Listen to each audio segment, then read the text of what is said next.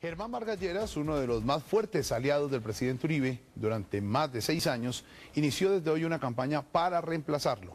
Está dispuesto a enfrentar a su antiguo jefe si éste decide lanzarse a una segunda reelección y si no lo hace, quiere convertirse en el candidato tanto de opositores como de uribistas. En esta entrevista con Darío Fernando Patiño, escucharemos a un Vargas Lleras como hace tiempo no lo veíamos. Muy crítico de las actuaciones del gobierno, de las carencias en los temas económicos y sociales, de la ineficiencia de los ministros y del manejo que se le ha dado con el presidente a la cabeza a las crisis de las chuzadas, de los falsos positivos y del enfrentamiento con la Corte. Darío Fernando Patiño entra al radar. Bueno, Germán Vargas Lleras, en la última entrevista que hicimos, usted me había dicho que para marzo calculaba tener una decisión sobre si se lanzaba o no se lanzaba. Estamos a final de junio. ¿Tenía encrucijada el alma o qué le pasaba? No, quería terminar mi recorrido por el territorio nacional y en igual forma perfeccionar y concluir la propuesta programática que a partir de hoy divulgaré en todos los departamentos. Usted iba como a medir el aceite en todo el país. ¿Vino convencido de que tiene opción y que de pronto sí, señor, ese inmodificable 65%? Una experiencia formidable. Fueron 10 meses viviendo en todos los municipios colombianos y tomo la decisión, como lo anuncié esta noche, de presentar una candidatura sin cálculos políticos, independiente de la suerte que tenga el referendo en su trámite actual o de la decisión del propio doctor Uribe. O sea, ¿usted no es un candidato stand-by para ver qué pasa? No, por supuesto que no. ¿Usted pudo percibir si la gente quiere ya cambio o esa popularidad del presidente? No, el presidente goza de una amplia popularidad, pero hay un sector muy importante de los colombianos, yo entre ellos, que creemos que no resulta conveniente reformar una vez más la Constitución. El propio presidente lo había dicho. Es inconveniente que una persona se perpetúe indefinidamente en el poder político. Si hay el escenario de todas maneras de una candidatura de reelección, ¿usted diría a una consulta interpartidista con partidos de Sí, es oposición? lo que me propongo hacer. Usted sabe que yo soy liberal. Me separé del oficialismo liberal y de sus directivas en el año 2002 para respaldar al doctor Uribe. Pero mi decisión es la de participar en una consulta, preferentemente con todos los sectores que tienen ese mismo origen, y me refiero al candidato que resulte electo en el mes de septiembre, en la consulta liberal. Y también desearía que una persona como el doctor Santos, que también es liberal, participe de la misma. ¿A usted le atribuyen una cualidad de saber hacer cálculos en política, de no dar puntadas sin dedal, de no lanzarse al vacío? ¿Esas cuentas lo llevarían a, de pronto, tomarse el Partido Liberal a través de una consulta, una parte del Partido Conservador también? Si yo quisiera eso, habría participado en la consulta liberal del mes de septiembre, cosa que no hice. Cambio Radical presentará sus propias listas al Congreso en el mes de marzo, y yo, si la convención citada para el mes de septiembre acoge mi candidatura, sería el candidato de Cambio Radical. Hay quienes dicen que usted es el candidato más fuerte de la consulta liberal. Lo sería, si estuviera en ella, sin duda.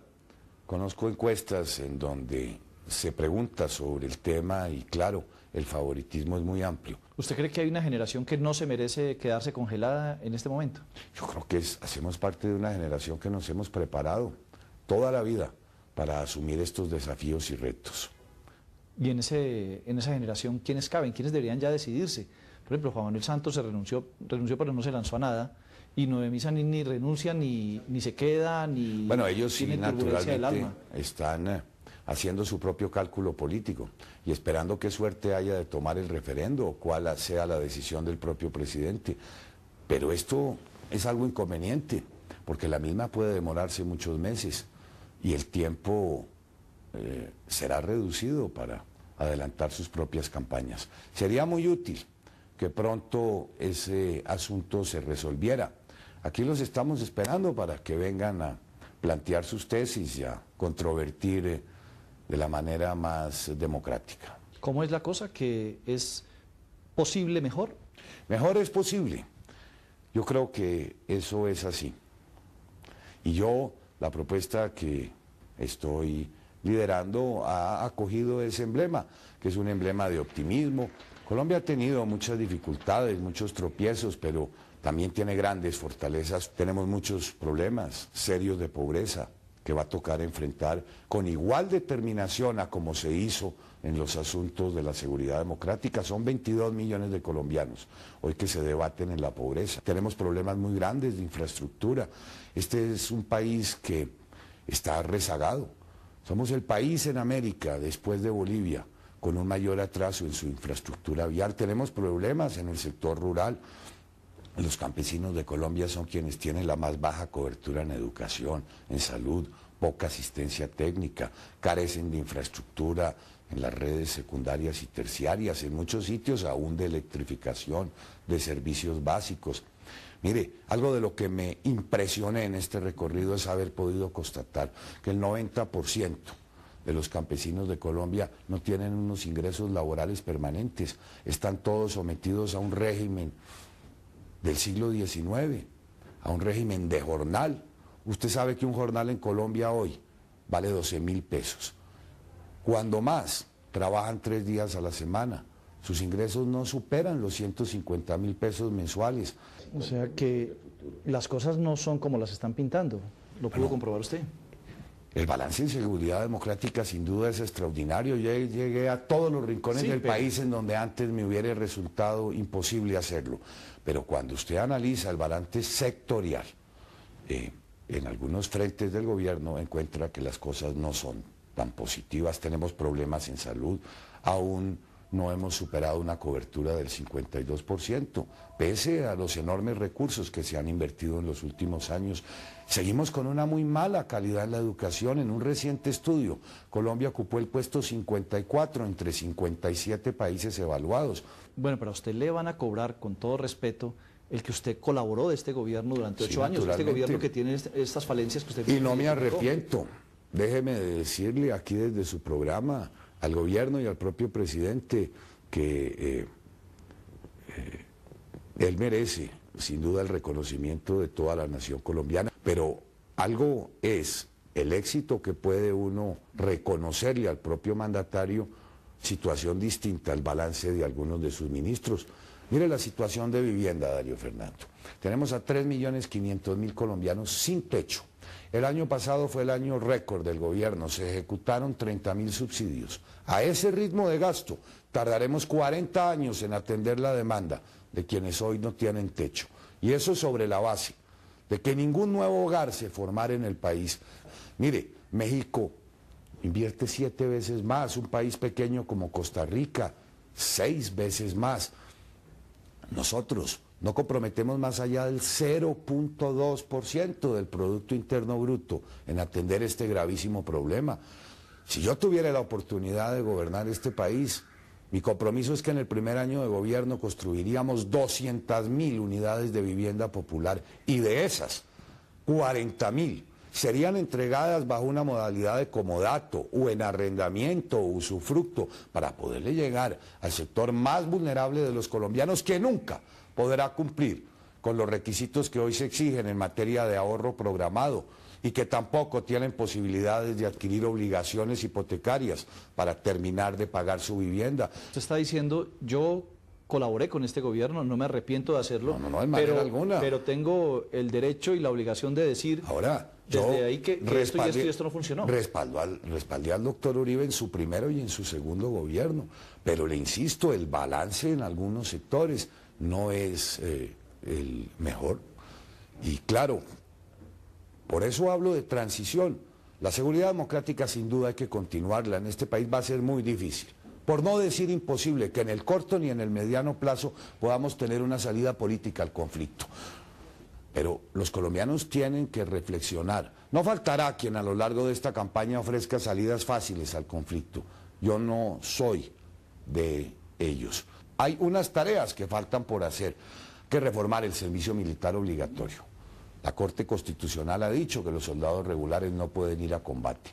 Hay que incorporar a la carrera de las fuerzas militares a los soldados profesionales. Hay que acabar de una vez por todas, Darío, con la llamada doctrina del conteo de cuerpos, que fue lo que dio lugar a los falsos positivos. Ese es el punto de quiebre de la seguridad democrática, ¿no? Los falsos positivos, ¿lo ve así?